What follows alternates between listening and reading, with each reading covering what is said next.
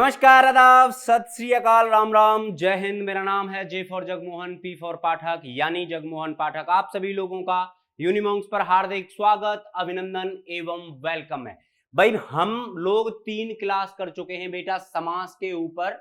मैंने आपको बताया कि 20 से 25 मिनट की ही क्लास रखता हूं ताकि आप लोग भाई बोर ना हो, हैं बोरियत महसूस आप लोगों को ना हो। आज बेटा हमारी लास्ट क्लास है और इस क्लास में हम समास का एंड करने वाले हैं, यानी समास को हम खत्म करने वाले हैं ताकि हम अगले टॉपिक पे चलें। भाई समास पढ़ने से पहले बेटा आप लोगों से गुजारिश जरूर करूंगा कि इसके 3 क्लास में पहले ऑलरेडी बना चुका हूं, आप उनको वॉच कीजिए एंड देन आप इस पे आइएगा और उसके बाद बेटा आप लोग शेयर करना ना भूलें। भाई क्लासों को स्टार्ट करते हैं। मैंने आपको कल यहां तक करा दिया था नच्य समास तक, ठीक है भाई। आज हम बात करते हैं बेटा कर्मधारय समास के बारे में। कर्मधारय समास के बारे में बेटा क्या कहता है ये समास के जिस समास के समस्त होने वाले पद, बेटा जिस समास के या फिर जिस वाक्य के समस्त होने वाले पद बेटा कैसे हो, बेटा समान अधिकरण हो, यानी समान हो, यानी समान हो, जैसा कहा गया हो वैसा ही वो सामने पाया गया हो। अथवा क्या कह रहा है कि विशेष्य और विशेषण, क्या चीज बेटा, अर्थात विशेष्य और विशेषण भाव को प्राप्त हो, कर्ता कारक के हो और लिंग वचन में समान हो, वहां कौन सा कारक होता है बेटा, कर्मधारय समास होता है। दोबारा समझिएगा अच्छे से मैं क्या कहना चाह रहा हूं। मैं कहना चाह रहा हूं कि भाई जहां पर समस्त पद होने वाले कैसे हो बेटा, तो समान अधिकरण हो, अर्थात भाई विशेष्य और विशेषण भाव को प्राप्त हो और कर्ता कारक जो कर्म कर रहा है या जो करने वाला है और लिंग वचन में समान हो, ठीक है। तो वहां कैसा कारक होता है, कर्मधारय समास होता है। कर्मधारय समास वहां होता है जहां पूर्व पद बेटा कैसा हो, विशेषण हो, और उत्तर पद यानी बाद का जो पद है वो कैसा हो, वो विशेष्य होता है। पूर्व पद तथा उत्तर पद में उपमेय संबंध होता है, उपमेय संबंध होता है, यानी एक ही शब्द के अलग अलग, ठीक है। बात मेरी समझ रहे हो। उपमेय मैं आपको अलंकार में पढ़ाऊंगा इसको बहुत अच्छे तरीके से, ठीक है भाई। जहां किसी चीज की तारीफ की जा रही हो या फिर उसके बारे में अच्छा बोला जा रहा हो, बात मेरी समझ में आई अच्छे से। चलो इसके उदाहरण देखते हैं। बेटा ये क्या लिख रहा है, ये लिख रहा है प्रियदर्शनी। क्या चीज, प्रियदर्शनी। तो प्रियदर्शनी से पहले ही पता चला है, प्रियदर्शनी जो दिखने में सुंदर हो या फिर जिसका दर्शन प्रिय हो, है। तेरे बिन नहीं लगता अब मेरा दिल कहीं भी।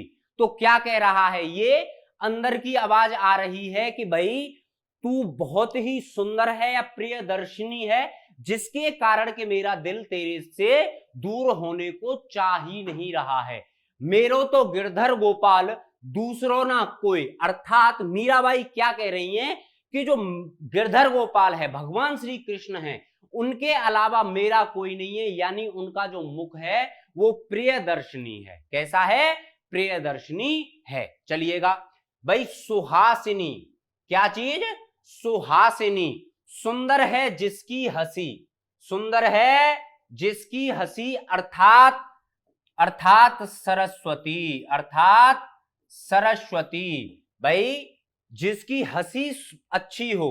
महावीर, महावीर यानी महान है जो वीर, महान है जो वीर, अर्थात हनुमान, अर्थात हनुमान, ठीक है। और भी कर सकते हैं जैसे पृथ्वीराज चौहान है, पृथ्वीराज चौहान, महाराणा प्रताप, महाराणा प्रताप, ऐसे बहुत से नाम हैं।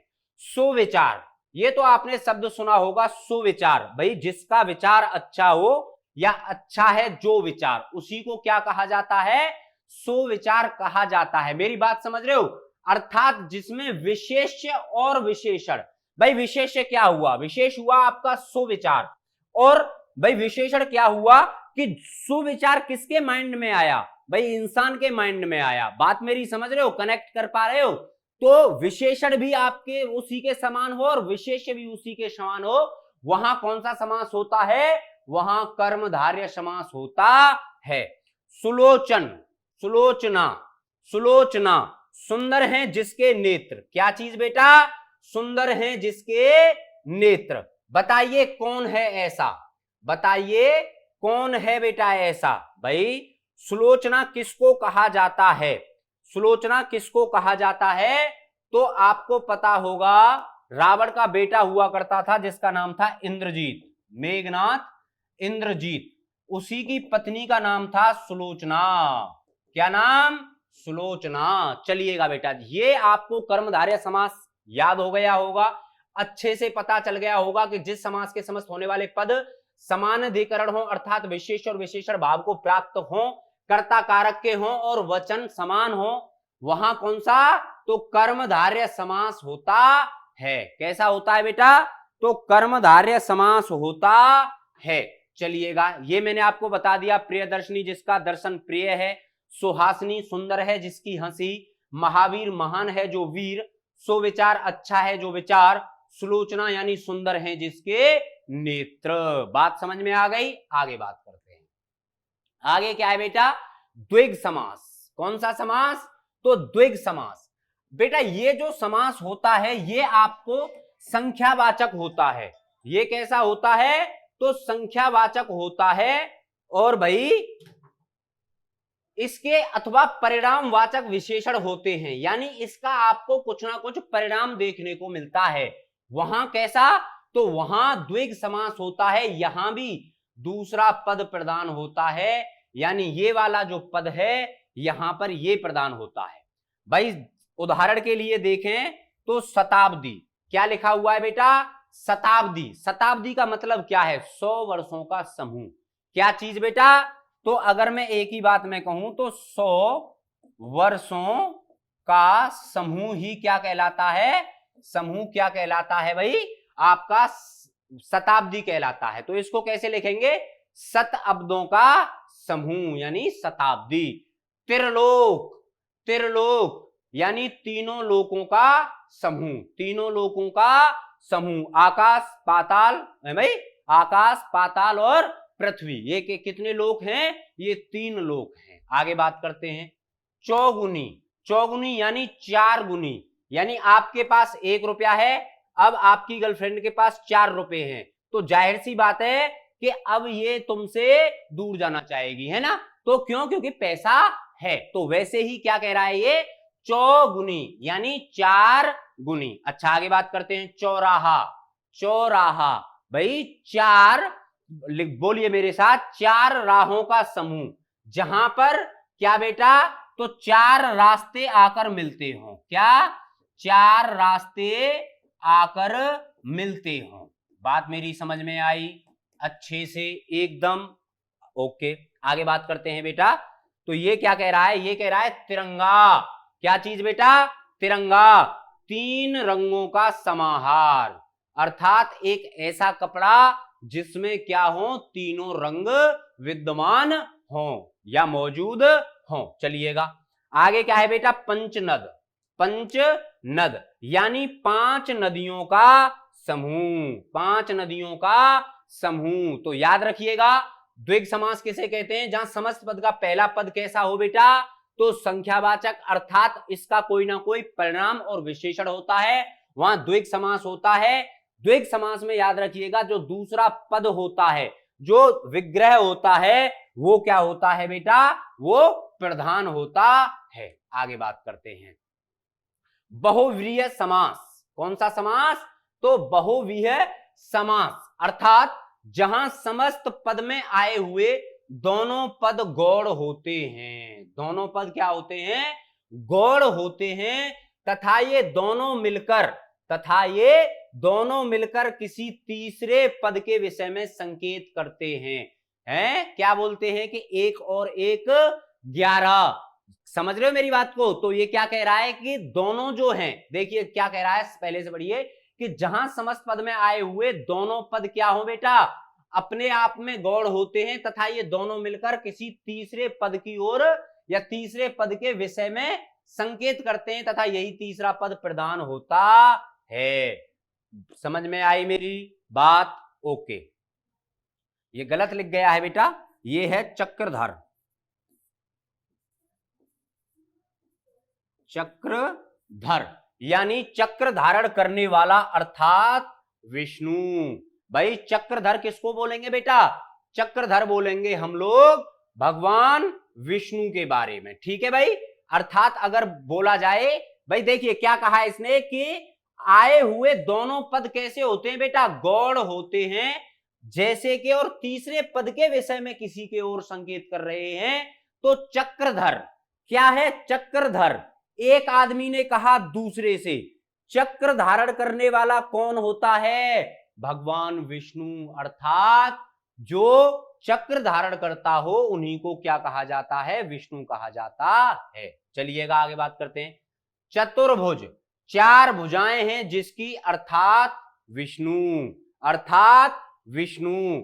दशानन, दशानन भाई देश आनंद जिसके, या फिर मैं ये कहूं कि जिसके 10 सिर हैं, या देश आनंद है जिसके, अर्थात रावण। अर्थात रावण। ध्यान रखिएगा, मोस्ट इंपोर्टेंट है ये भाई, महत्वपूर्ण है, महत्वपूर्ण है। यहां से आपको 1 से 2 क्वेश्चन देखने को 101% मिलेंगे, क्योंकि बेटा हम लोग तैयारी ही किसकी करते हैं? हम लोग हिंदी लैंग्वेज में 200/200 की तैयारी कर रहे हैं। इससे नीचे तो कुछ भी नहीं चलेगा। एक एक क्वेश्चन, एक एक चीज अपने हाथ से करा रहा हूं, ताकि आप लोग ये ना कहें कल को कि सर जी ने कराया नहीं था बेटा। इसीलिए मैं बार बार कह रहा हूं कि आपके एक भी क्वेश्चन छूटने नहीं दूंगा, ये मेरी गारंटी है। आगे बात करते हैं। त्रिलोचन, त्रिलोचन यानी 3 आंख वाला, अर्थात 3 आंख वाला यानी महादेव। तपोधन, क्या चीज? तपोधन यानी तप है धन जिसका भाई, अर्थात मैं ये कहूं कि संन्यास, संन्यास ही तप है, संन्यास ही तप है यार, तप ही उसका वो धन है। समझ गए मेरी बात को? चलिएगा आगे बात करते हैं बेटा। आगे क्या है? आगे है द्वंद्व समास। आगे है द्वंद्व समास। भाई ये भी महत्वपूर्ण है भाई, स्टार मार्क बना के लिखिएगा, ये भी महत्वपूर्ण है बेटा, पेपर में आ सकता है। देखिएगा क्या कह रहा है कि द्वंद्व समास में समस्त पद दोनों पद प्रधान होते हैं, यानी समस्त पद और विग्रह दोनों ही पद कैसे होते हैं? प्रधान होते हैं। समस्त पद का विग्रह करने पर पदों के बीच में क्या क्या चीज? और तथा एवं। क्या क्या? और तथा एवं। यहां लिख रहा हूं बेटा आराम से, अच्छे से, और तथा एवं। ये बेटा क्या? ये समस्त पद के बाद जो पद बनाया जाएगा उसमें आता है। बात मेरी समझ में आ गई अच्छे से? चलिएगा आगे बात करते हैं। आदि शब्दों का प्रयोग किया जाता है, इसमें दोनों पदों को मिलते समय मध्य स्थित योजक लुप्त हो जाता है। बात मेरी समझ गए? चलिएगा, जैसे माता और पिता का समस्त जो पद होगा वो माता पिता, यहां दोनों पद कैसे हैं बेटा? समान हैं। भाई जितना प्यार हम अपनी मम्मी से करते हैं उतना ही प्यार हम पापा से करते हैं। वो एक अलग बात है कि जब मम्मी मारती है पापा की परियों को तो झाड़ू से ही मारती है ना? चलिएगा, तुम भी अच्छे तरीके से पिटते हो मम्मी के मगरमच्छो, ऐसी बात नहीं है। पापा का एक फोन कॉल आया नहीं कि बिल्कुल घर में अंदर, चाहे 10 बज रहे हो, मम्मी को तो आप बोल देते हो नहीं नहीं अभी 1 घंटे बाद आऊंगा। पापा ने फोन लिया, जी पापा, तो आप पापा के साथ ही कहां पर मिलते हो भाई? सोफे पे बैठे ही मिलोगे हैं। तो पापा का डर भी बहुत खतरनाक होते हैं पापा लोग। हाँ बिल्कुल। चलिएगा आगे बात करते हैं। अपना पराया, बेटा समस्त पद क्या है? अपना पराया। अपने तो अपने होते हैं? सुना था कुछ? तुम लोग पता नहीं देखी होगी या नहीं देखी होगी, एक मूवी है। चलिएगा, अपना पराया यानी अपना और पराया। भाई क्या हुआ? मैंने आपको बताया था ना कि इसमें दोनों पदों को मिलते समय मध्य स्थित योजक लुप्त हो जाता है, यानी अपना पराया, अपना और पराया, अमीर गरीब, अमीर और गरीब, नर नारी, नर और नारी, देश विदेश, देश और विदेश। भाई आप लोग मेरे साथ साथ अच्छे तरीके से लिख रहे हो ना? भाई एक एक चीज को अच्छे तरीके से लिखिएगा। अब कौन सा समास आ गया बेटा? अव्ययी भाव समास। कौन सा समास? तो अव्ययी भाव समास क्या कह रहा है कि जिस समास में पहला पद अव्यव होता है, अव्यव हो या होता है, उसको अव्यय भावी समास कहते हैं। इसका पहला पद प्रधान होता है, इसका पहला पद प्रधान होता है। इस प्रक्रिया से बना शब्द भी अवयव की भांति होता है। कैसी? तो अवयव की भांति ही होता है। इस प्रक्रिया से जो भी शब्द बनता है। आगे बात करते हैं। अव्ययी भाव समास में पहला पद प्राय अव्यव होता है और उस अव्यव पद का प्रारूप लिंग वचन कारक में नहीं बदलता और सदैव एक सा रहता है। यानी अव्ययी भाव समास का मतलब क्या है? जैसा वो पहले था वैसा ही, केवल उसका क्या बदलता है बेटा? तो अर्थ बदल जाता है। बात समझ में आई? जैसे यथा, प्रति, आ, वे आदि। ठीक है भाई, आगे बात करते हैं। आगे क्या है अव्ययी भाव समास के? भाई देख लेते हैं कुछ उदाहरण। ठीक है, क्या चीज है बेटा? ये उदाहरण देख लेते हैं इनके। क्या कह रहा है कि समस्त पद क्या है? यथाशक्ति। यथाशक्ति, यथा मीन्स क्या है? अपने आप में है। यथा मीन्स अपने आप में। तो यथाशक्ति यानी शक्ति के अनुसार, शक्ति के अनुसार। कोई भी काम करते हो आप, कोई भी फिजिकली वर्क कर रहे हो भाई, शारीरिक काम अगर आप कोई भी कर रहे हो जिसमें क्या है, जिसमें आपको पसीना भी आ रहा है या कुछ और भी हो रहा है या आप थक भी रहे हो, तो बेटा क्या कहा गया है कि यथाशक्ति। तो शक्ति के अनुसार, हर आदमी अपनी अपनी शक्ति के अनुसार ही तो काम करता है कि नहीं करता? बिल्कुल सही बात है।